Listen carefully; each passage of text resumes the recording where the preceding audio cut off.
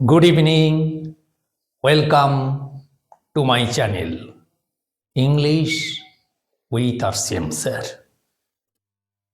Today we are going to discuss the topic syntax or subject verb agreement for SSC Group C clerk exam.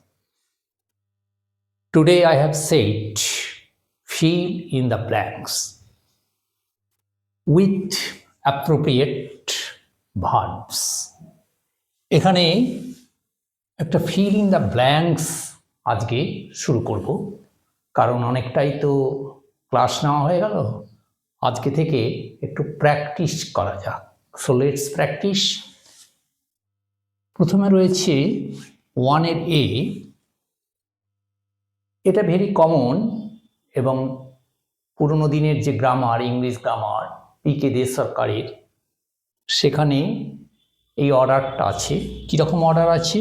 লেখা আছে you, he and I, অর্থাৎ প্রথমে second person, তারপর third person, তারপরে first person. Once again কীভাবে অর্ডারটা আছে? Second person, তারপরে থার্ড পারসন, তারপরে ফার্স্ট পারসন।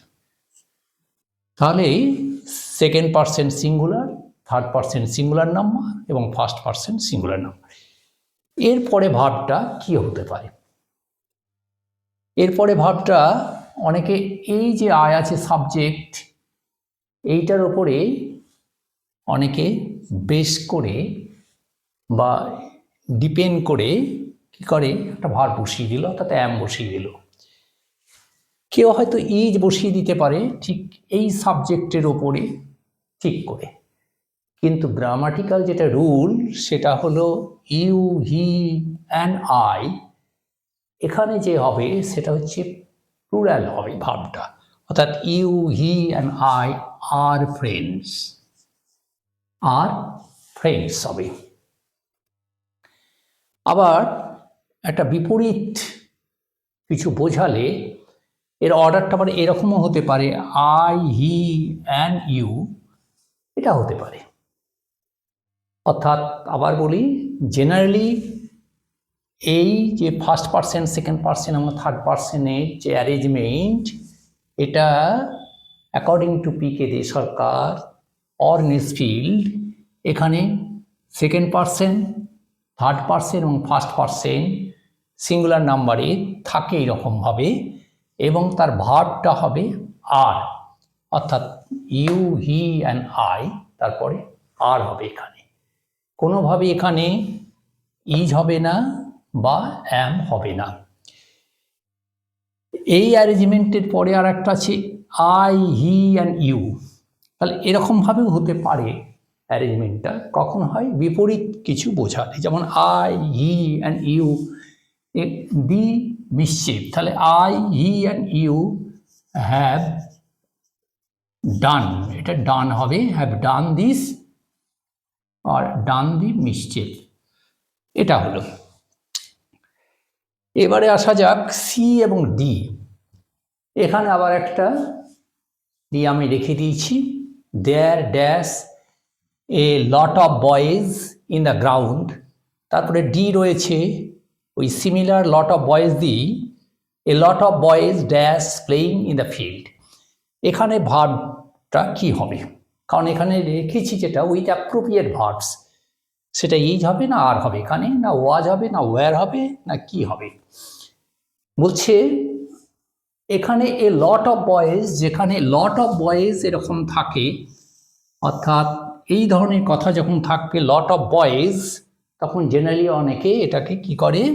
ইজ করে। এটা ইজি হবে, there is a lot of boys on the ground, অর্থাৎ গ্রাউন্ডে প্রচুর ছেলে। There is a lot of boys on the ground, প্রচুর ছেলে মানে অ্যাটেন্ডেন্স।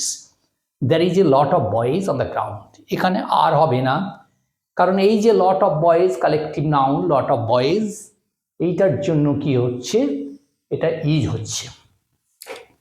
কিন্তু নেক্সট যেটা ডি, সেটা লিখেছি এ লট অফ বয়েজ, ওখানেও এ লট অফ বয়েজ আছে, কিন্তু এখানে ভার্ব ফর্মটা কি হবে?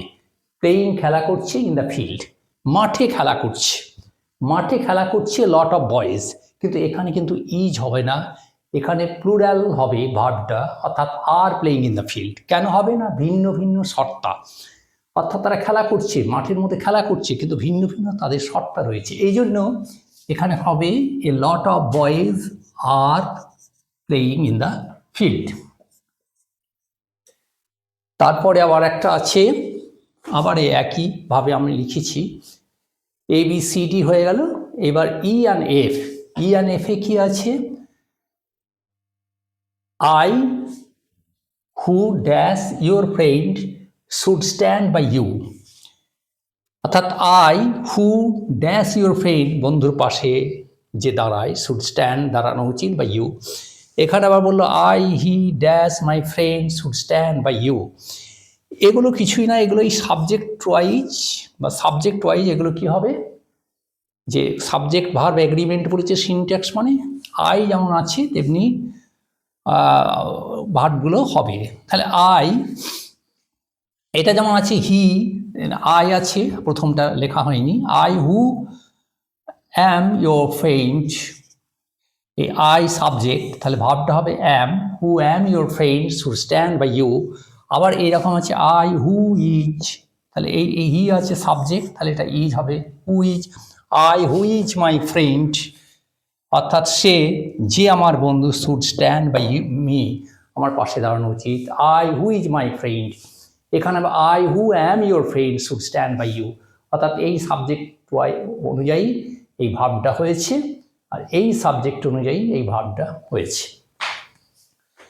আমি একটা লাস্টে একটা অন্য জিনিসে চলে গেছি, যেটা ABCDFGতে, কারণ এটা নিয়ে অনেকের কনফিউশন থাকে। যেমন হি ইজ টলার, সে লম্বা, মানে কম্পারেটিভলি টলার, টল, টলার, টলেস্ট, পজিটিভিটি টল, কম্পারেটিভলি টলার এবং সুপারলেটিভিটি টলেস্ট। তো এই যে টলার, হি ইজ টলার মানে সে লম্বা, আরও লম্বা, কাটছে দেন, দেন এখানে আই হবে না মি হবে? ট্র্যাডিশনাল যে গ্রামার, সেই গ্রামার অনুযায়ী হি ইজ টলার দেন আই হবে, he is taller than I. কিন্তু এখন মডার্ন গ্রামারেও he is taller than me also accepted. Traditional গ্রামারে according to PK De Sarkar ও নেসফিল্ড, সেখানে ছিল হি ইজ টলার দেন আই, এবং হি ইজ টলার দেন মি থাকলে, এটা এররের ক্ষেত্রে যদি এরর থাকে এরকম হি ইজ টলার দেন মি, যদি এরর বলে তখন কিন্তু ওটা হি ইজ টলার দেন আই হবে, কারণ ট্র্যাডিশনাল গ্রামারে সেরকমই আছে। কিন্তু যদি বলা হয় সেন্টেন্সটা কি কারেক্ট না incorrect, he is taller than I are me, যদি মি দিই তাহলে কি ইনকারেক্ট হয়ে যাবে? এখন কিন্তু ইনকারেক্ট হবে না, এটা এখন কারেক্ট হবে। হি ইজ টলার দেন মিও correct, he is taller than আইও কারেক্ট, কারণ he is taller than I এটা ট্র্যাডিশনাল গ্রামার অনুযায়ী, আর এটা হচ্ছে মডার্ন গ্রামার অনুযায়ী, কারণ মি অলসো নাও অ্যাকসেপ্টেড। এবারে অনেকে আবার বলে হি is taller than I am, হ্যাঁ, বলে এখানে একটা আয়ের পরে অ্যামও দেয়, অনেকে ব্যবহার করে উইদিন ব্র্যাকেট। সে যাই হোক, এইগুলো নিয়ে আজকে একটু ডিসকাস করলাম, এবং fill in the blanks with appropriate ভার্বসগুলো নিলাম on the basis of syntax of subject verb agreement. আমি নেক্সট ক্লাসও এরকম যেটুকু আছে মধ্যে আমি সাবজেক্ট ভার্ব এগ্রিমেন্টের উপরে এরকম কিছু ফিল ইন দ্য ব্ল্যাঙ্কস বা কিছু আমি MCQs ধরে এগুলোকে আলোচনা করব, তাতে আরও সুবিধে হয়ে যাবে। So that's the end of today's class. Please subscribe, share and like my channel. See you again in the next day with new video on syntax and subject verb agreement for SSC Group C exam. So till then, goodbye to all.